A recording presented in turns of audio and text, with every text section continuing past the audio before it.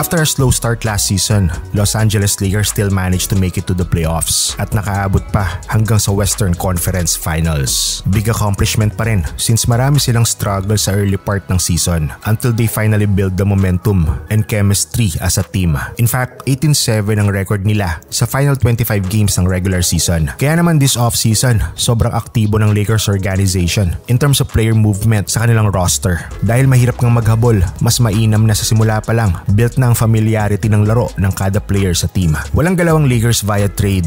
Most of their movement came from the free agency. Nasa poder na nila ngayon sina Taurean Prince, Jackson Hayes, Cam Reddish, Christian Wood at Gabe Vincent. Habang returning naman sa Lakers lineup sina Rui Hachimura, D'Angelo Russell at Austin Reeves na lahat may mga bagong kontrata sa team. Anthony Davis and Jared Vanderbilt also agreed for contract extensions. Lakers also drafted Jalen Hood-Schifino na 17th pick overall sa nagdaang NBA draft. Syempre, hindi mawawala si LeBron James who's already on his year 21 sa pagpasok ng bagong season. Mix of young, versatile and veteran players ang Lakers group na ito. For sure, si AD at LeBron pa rin ang main focus ng opensa dito ng Lakers. Pero sa development ngayon ni Austin Reeves, hindi malayong pumutok to next season dahil na rin sa bago niyang kontrata. For the best off-season move ng Lakers, malaking addition sa kanila si Gabe Vincent. Vincent will provide winning mentality sa group na to. From a backup point man kay Lowry, Vincent emerged as the Miami starting point guard in last playoffs. There's a chance na backup pa rin siya sa Lakers, but at some point, naalatin at maging inconsistent si D'Lo. At least, may abang na ang Lakers na isa pang point guard. Combo guard naman ang dalawang ito, so most likely, may mga experiments din si Darvin Ham patungkol dito. Although, Christian Wood is somewhat a liability sa depensa, good addition pa rin naman ito sa team. No doubt that he can score, may perimeter jumpers and can knock down 3-pointers as well. Hindi man kasing talented ni AD, pero may mga skill set si Wood na kapareho din ni Davis. In that way, he might emerge also as a 4th or 5th option ng team. Sa dami ng bago sa Lakers, sino sa palagay mo ang pinakamatimbang sa lahat? Nagtapos sa 44-38 ang win-loss record ng Clippers last season. Pagtuntong naman sa playoffs, eliminated naman sila sa first round ng Phoenix Suns. Mula nang mabuo ang tandem ni PG at Kawhi, ni kailanman hindi pa sila umabot ng 50 wins sa isang season. Injuries talaga ang naging malaking problema ng duo na to, kaya nauudlot ang mga tagumpay nila bilang isang grupo. This off-season, kaunti lang ang hakbang na ginawa ng Clippers. Meron silang dalawang picks sa draft night, si Kobe Brown at Jordan Miller. Brown had some stellar moments sa Summer League. May shooting ang batang ito at di malayong mangyari na mabigyan to ng opportunity sa rotation ng Clippers. Via trade, nakuha naman nila si Kenyon Martin Jr. from the Houston Rockets. Kapalit ang 2 second-round picks. Clippers also offered new short-term deals kay Mason Plumlee and Russell Westbrook. Maliban sa mga off-season moves na to, wala nang bago sa lineup ng Clippers. Resigning Russell Westbrook on a 2-year $8 million deal is probably the best move ng Clippers this off-season. Maliit na ang $8 million para sa isang tipo ng player na tulad ni Westbrook. But he grabbed it dahil nag-fit siya sa sistema ng Clippers. Bumalik yung kumpiyansa ni Russ at kita naman to when he delivered in the playoffs. Gustong patunayan ni Russ na kaya pa rin niya makapagbigay ng impact. Sa iyong opinion, babalik na kaya ang tunay na laro ni Russell Westbrook next season? Milwaukee finished number 1 last season with the league best record at 58 wins and 24 losses. Kaya lang, inabutan ng malas ng makaharap ng Miami sa unang round kung saan nalaglag sila in just 5 games. Disappointing man ang resulta, mukhang di naman patitinag ang bagong koponan ni Giannis sa pagpasok ng bagong season. Ngayon pat nasa kanila na ang superstar point guard na si Damian Lillard matapos ang blockbuster deal sa pagitan ng Bucks, Blazers at Suns. Technically for now, bukod sa mga future picks at pick swaps ng Milwaukee, si Jrue Holiday at Grayson Allen lang naging kapalit ni Lillard. Maraming koponan na naghabol kay Dame pero Milwaukee ang naka-jackpot sa huli.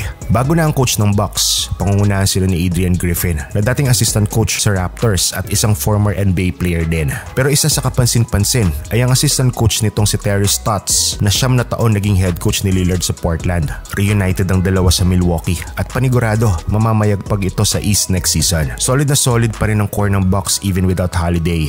In fact, malaking upgrade si Dame sa point guard position. Andiyan pa rin syempre si Giannis, Chris Middleton, Brook Lopez, Pat Connaughton at Bobby Portis. Via free agency, they added Malik Beasley and Robin Lopez. They also drafted 2 players from the draft night, isang 36th at 58th overall. Returning din sa lineup sina Thanasis Antetokounmpo at Jay Crowder.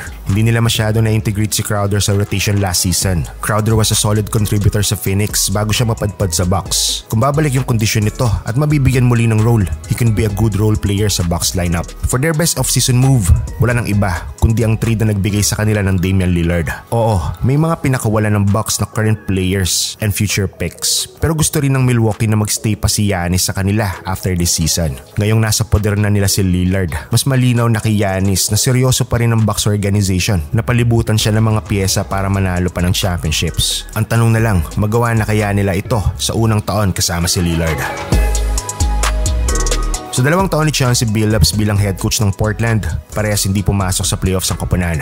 Although meron namang significant improvement dahil tumaas naman ang number of wins ng Trail Blazers. At ngayong naikasa na ang trade involving Lillard, formal nang wala si Dame sa kampo ng Portland next season. In return, nakuha ng Blazers sina Jrue Holiday, DeAndre Ayton, Toumani Camara at future first round picks at mga pick swaps mula sa Bucks. Inaantabayanan din kung imomove din ba nila si Holiday since plano talaga ng Portland na isabak at i-develop agad si Scoot Henderson. Returning din sa Portland under new contract sina Jeremy Grant at Matisse Thybulle. Jeremy played 63 games last season sa Portland with an average of 20 points per game. Foundation si Jeremy sa hinuhubog na bagong grupo sa Portland. Expected din na mas maganda pa ang itatakbo ng career nila Anthony Simons at Shaedon Sharpe ngayong sila na ang bagong core ng team.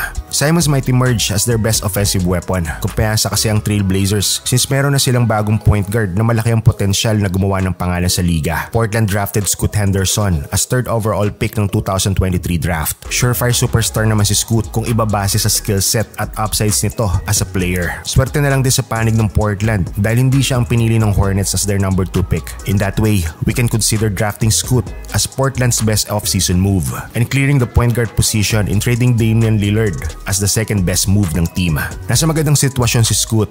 Ngayon pat, meron na silang bagong solid center sa katauhan ni DeAndre Ayton. Pwedeng mas ma-maximize si Ayton sa Portland. Sa 5 taon niya sa Phoenix, double-double ang average ni Ayton. If he can be more aggressive defensively and offensively, this new Portland team has a big upside sa hinaharap.